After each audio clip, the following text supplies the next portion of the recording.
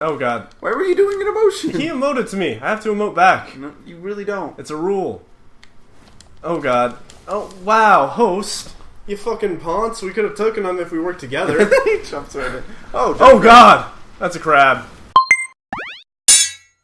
Alright, hello guys, welcome back to today's episode of Kinda Cool Dudes.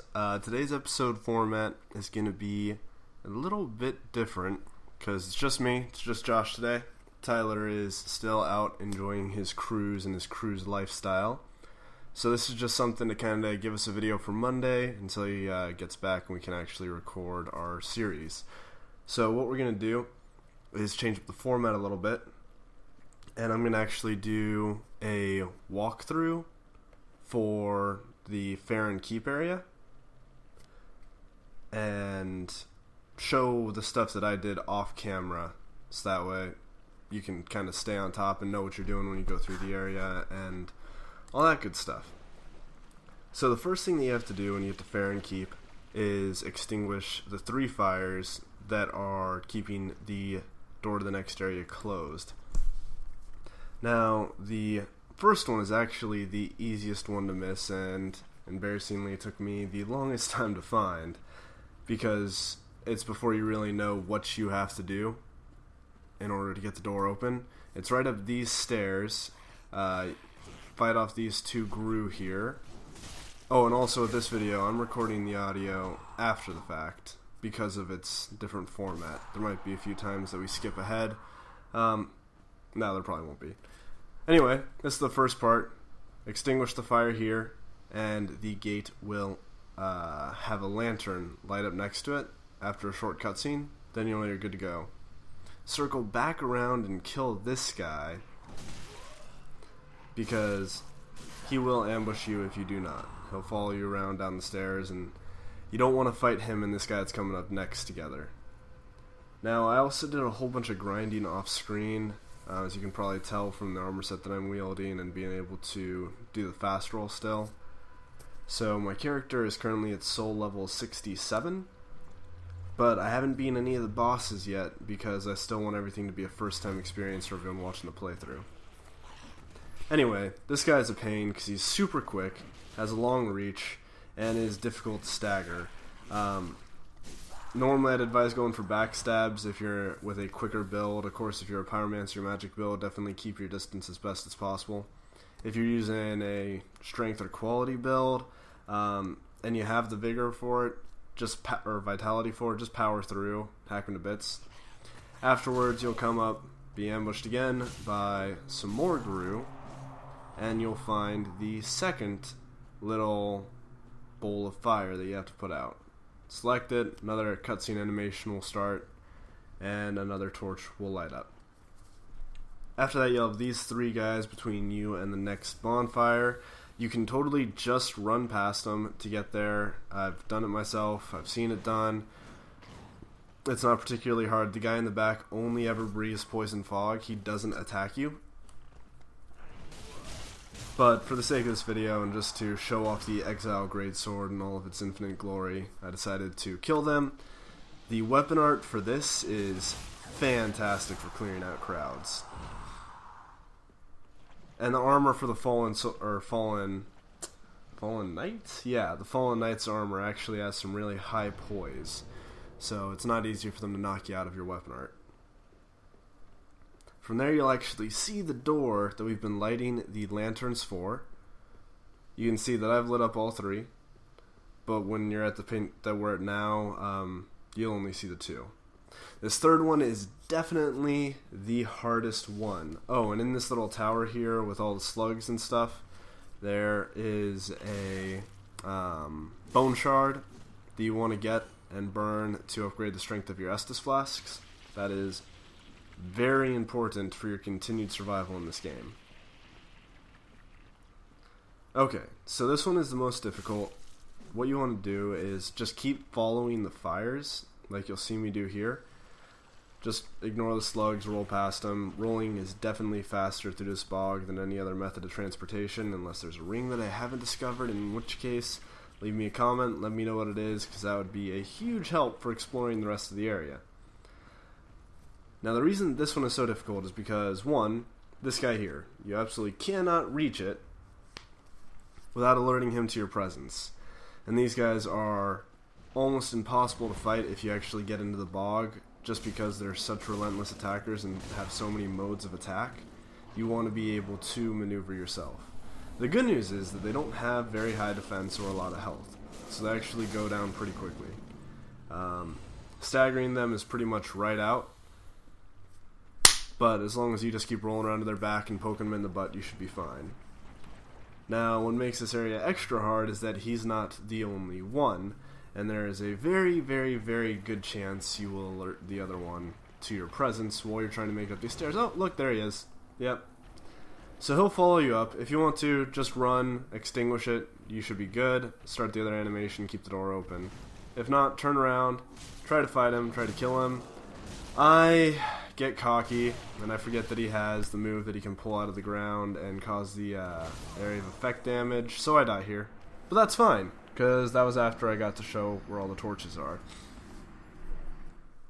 After I respawn, I'm going to show a couple other places of big importance for Farron Keep. And we'll start with the place where they keep the Sage's Scroll.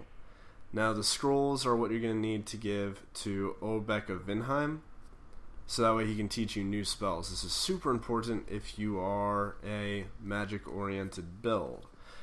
If you're not a magic-oriented build, then it's still important, because if you don't give Obek a scroll before you defeat 4 bosses, he will disappear forever. So it's important to get a scroll as quickly as possible so you can kill bosses with reckless abandon. Up that ladder is where you'll find the Covenant for the Farron Watchdogs. Watchdogs of Farron, 1 of the 2. And that allows you to invade players who enter Farron Keep or the Crucifixion Woods, who are not a part of the Covenant. It's like the Bell Ringers Covenant in Dark Souls 2. It's great for PvP. It's really easy to get the item and level up in. I got the Curved Wolf's Greatsword from it after probably 2 hours of being in the Covenant, especially since the PvP community is so active when the game is so fresh. I didn't go over there to save time, but in that direction is where the Sage's Scroll is. It's guarded by 3 Gru, and I didn't have time to go over there, kill them, and point the exact spot. It's really, really easy to see. It's not hidden. You just go over there, kill the Gru, loot the item, and you'll be good to go. Now, the next thing is in that pot that you can see in the top right corner of the screen, there is some Estus soup. And Estus soup is exactly what it sounds like. It's just a shot of Estus. And it will replenish every time you rest at a bonfire. So that's super nifty if you're trying to traverse this and you're really hurt and have run out of Estus. You can just drink that when you're in the area and hopefully have enough to make it to whatever area you need to get to next. Although, really, it'd probably be more useful if the Estus soup did something like fill up the slot in your Estus flask again, or it was something that you could choose to use at a later time. The way that it stands right now, it seems like a mechanic that didn't need to be put into the game to make it any better. But more on that later. We're going to travel back to the beginning of Farron Keep for this next important item here. And these are just the items that I found that I thought were the most important to focus on. There are all sorts of other things in the swamp. There are shields, white birch branches, there are armor sets lying around. So you definitely want to give the swamp your full attention and take your time when exploring it. But these are the things that if you just kind of want to get through this area, because I know swamp areas suck, that you should definitely get before you leave. So we went back to the beginning. We're going to ignore the right path this time with the fires, and we're just going to keep running straight down the left.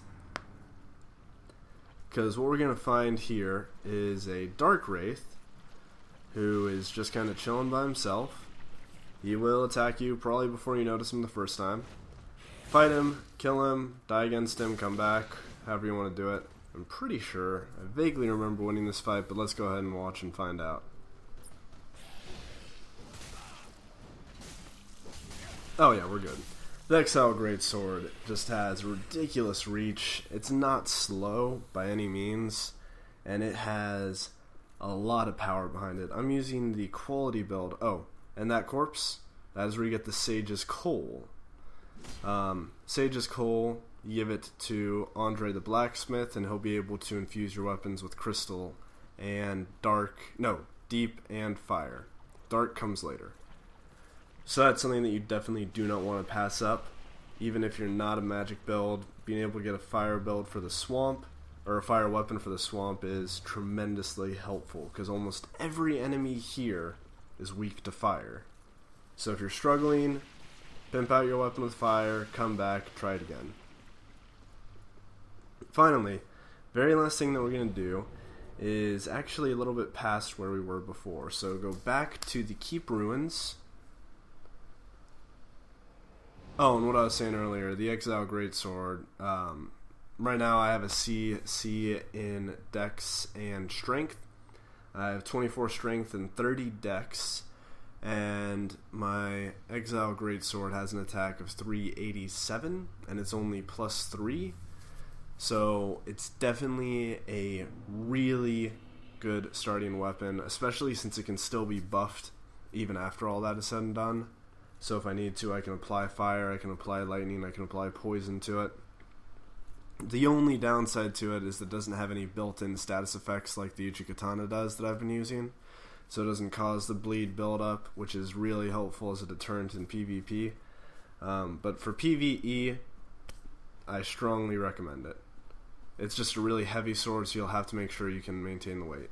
Now, I killed this guy first, going up to the left, because if you kill him, then those three will not aggro. Otherwise, they'll be all over you like wet on rice. After that, don't draw the attention of these two characters here. They'll go off on their own, and they'll attack everyone at the top of the hill. And fighting them both at the same time, especially if you're not over-leveled like I got it at this point, is ill-advised. After you get to the area that we go to next, you can definitely come back and farm them, because they're guaranteed to drop something every time you kill them.